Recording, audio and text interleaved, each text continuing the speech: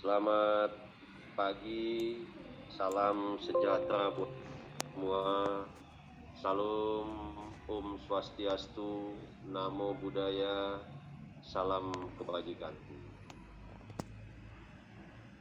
Izinkan saya membacakan sambutan atau pidato Menteri Pendidikan, Kebudayaan, Riset dan Teknologi Republik Indonesia dalam peringatan Hari Pendidikan Nasional tanggal 2 Mei tahun 2021. Saudara-saudari sebangsa dan setanah air. Baik, yang saya hormati Kepala Dinas Pendidikan Kota Jambi beserta jajaran, para kepala sekolah dan guru SD, SMP Kota Jambi yang tergabung secara virtual.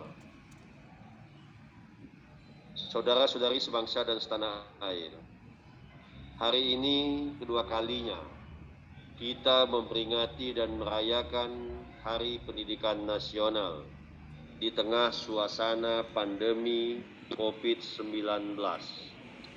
Masa-masa ini tidaklah mudah bagi para pendidik, pelajar, orang tua, serta kita semua yang menjalani aktivitas di tengah wabah yang masih melanda dunia.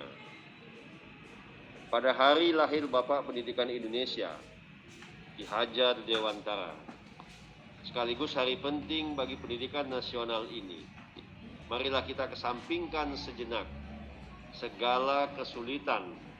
Hari ini kita bangkitkan semangat untuk menyongsong lembaran baru pendidikan Indonesia. Bapak, Ibu, serta adik-adikku pelajar Indonesia, terlalu lama pemikiran Ki Hajar Dewantara tidak kita manfaatkan sepenuhnya. Pendidikan di Negara Kesatuan Republik Indonesia haruslah menuju arah lahirnya kebahagiaan batin serta juga keselamatan hidup. Esensi mendasar pendidikan haruslah memerdekakan kehidupan manusia. Mulai hari ini, pemikiran Bapak Pendidikan Indonesia tersebut haruslah kita jiwai dan kita hidupkan kembali agar lekas tercipta pendidikan yang berkualitas bagi seluruh rakyat Indonesia, serta terwujudnya kemerdekaan belajar yang sejati. Hari ini adalah sebuah momen yang tepat bagi kita untuk merefleksikan kembali apa saja yang sudah dikerjakan dengan baik dan apa saja yang perlu diperbaiki. Lembaran baru pendidikan Indonesia berarti transformasi yang tetap bersandar pada sejarah bangsa Indonesia dan juga keberanian menciptakan sejarah baru yang gemilang. Saudara-saudara yang saya muliakan, saya ingin anak-anak Indonesia menjadi pelajar yang menggenggam teguh falsafah Pancasila, pelajar yang merdeka sepanjang hayatnya, dan pelajar yang mampu menyongsong masa depan dengan percaya diri.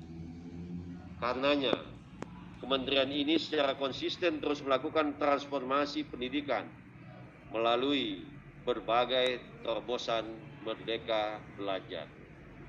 4 upaya perbaikan terus kami kerjakan bersama berbagai elemen masyarakat. Pertama, perbaikan pada infrastruktur dan teknologi. Kedua, perbaikan kebijakan, prosedur, dan pendanaan, serta pemberian otonomi lebih bagi satuan pendidikan. Ketiga, perbaikan kepemimpinan, masyarakat, dan budaya. Keempat, perbaikan kurikulum, pedagogi, dan asesmen. Sejak saya menjabat sampai dengan saat ini,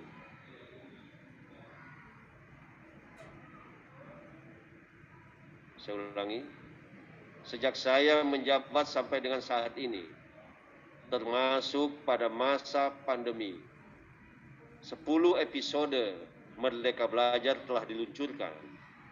dan akan masih banyak lagi terobosan-terobosan Merdeka Belajar yang akan kita lakukan. Transformasi yang bermakna ini kami kerjakan agar segala sesuatu yang selama ini membuat bangsa ini hanya berjalan di tempat dapat berubah menjadi lompatan-lompatan kemajuan. Dari lubuk hati yang terdalam, saya dan keluarga besar kementerian mengucapkan terima kasih yang tak terhingga.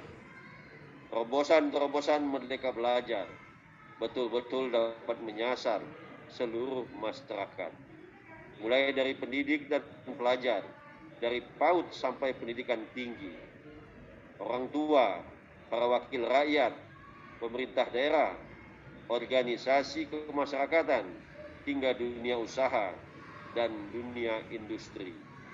Dari Sabang sampai Merauke, dari Miangas sampai Pulau Rote. Bapak, Ibu, dan adik-adik pelajar yang saya banggakan, krisis pandemi ini adalah ladang optimisme yang menunggu untuk kita panen. Krisis adalah kesempatan kita untuk menuai kemajuan. Saat ini ada sebagian yang sudah menerapkan pembelajaran tatap muka secara terbatas. Ada juga yang tengah bersiap.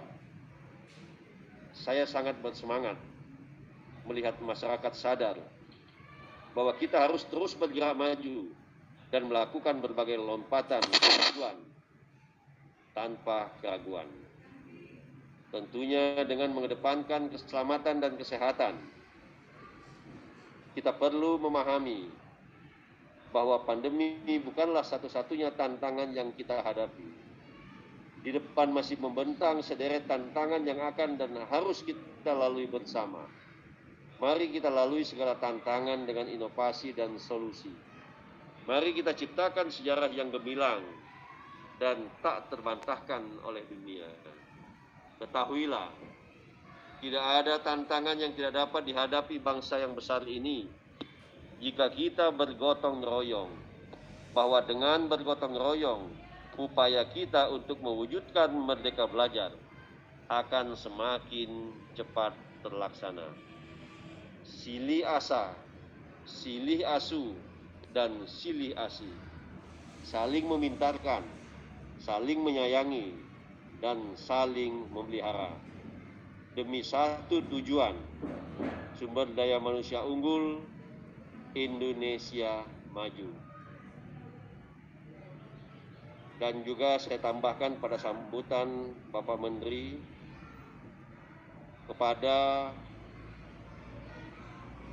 Dinas Pendidikan Kota Jambi, bidang terkait, dan para kepala sekolah SD dan SMP. Pemerintah Kota Jambi sudah membuat program para hafiz dan hafizah. Lebih kurang 180 guru tahfiz yang kita rekrut. Jangan sampai di tengah-tengah pandemi ini kita menyerah dengan COVID ini, sehingga program hafiz dan hafizah di sekolah-sekolah negeri tidak lagi berjalan seperti harapan kita semula. Saya sudah instruksikan kepada Kepala Dinas Pendidikan untuk melaksanakan wisuda para hafiz dan hafizah di bulan depan ini atau di akhir bulan ini. Karena kita tidak melakukan pada tahun 2020. Saya ingatkan sekali lagi, dan kita akan terus menambah para guru hafiz dan hafizah ke depan nantinya. Karena banyak sekali permintaan dari sekolah yang ada di Kota Jambi, baik negeri maupun swasta nantinya. Kemudian kita Kota Jambi sudah masuk dalam tahap PPKM. Dan juga pemerintah provinsi menetapkan Kota Jambi sebagai zona merah. Tetapi saya selaku wali kota masih tetap melakukan proses belajar tatap muka. Mengapa saya mengambil keputusan? karena saya tahu persis kondisi Kota Jambi.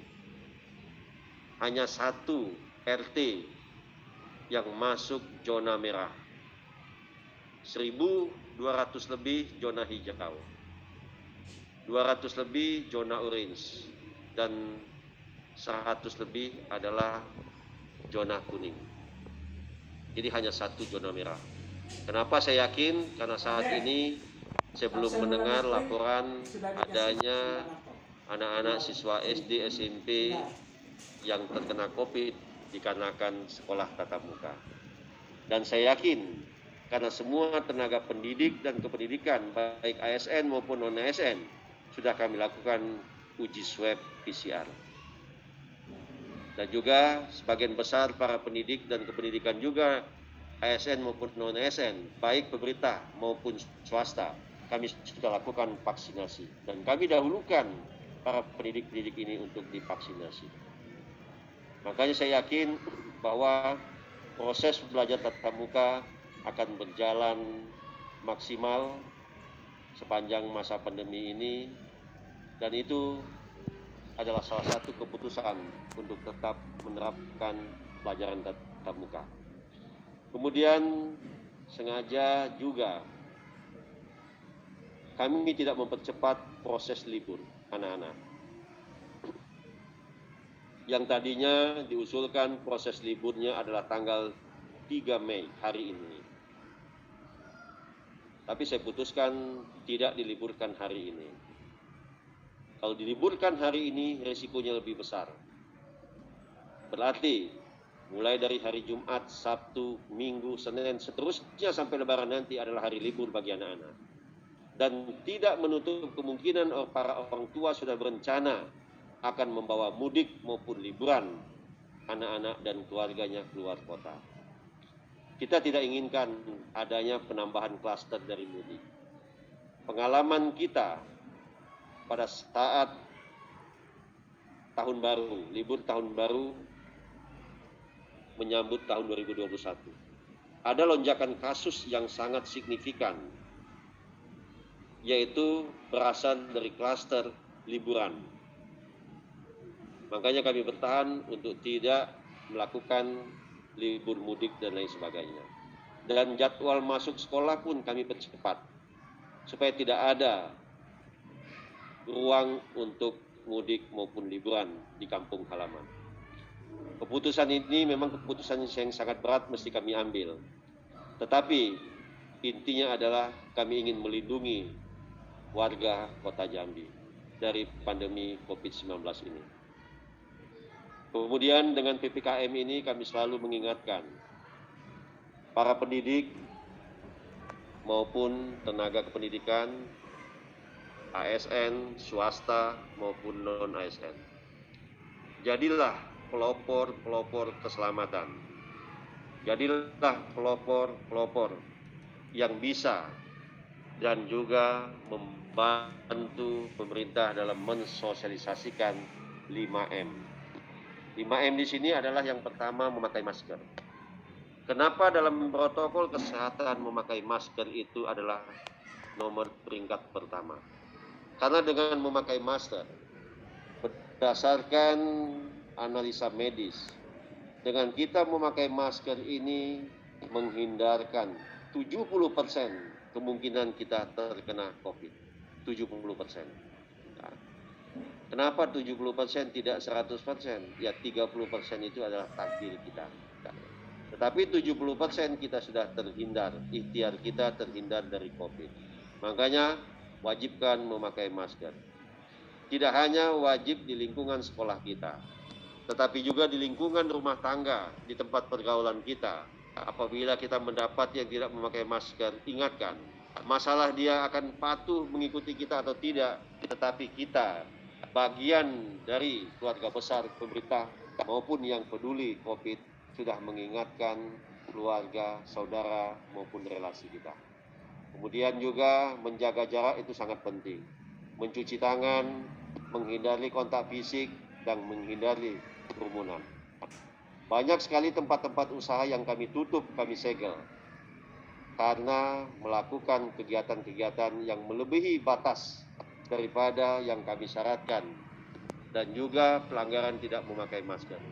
Kami tidak ingin nanti kalau ada razia operasi justisi tertangkap ternyata ada guru atau kepala sekolah salah satu SD SMP yang tidak memakai masker maupun yang bergerombol dan lain sebagainya. Kami tidak inginkan itu. Kemudian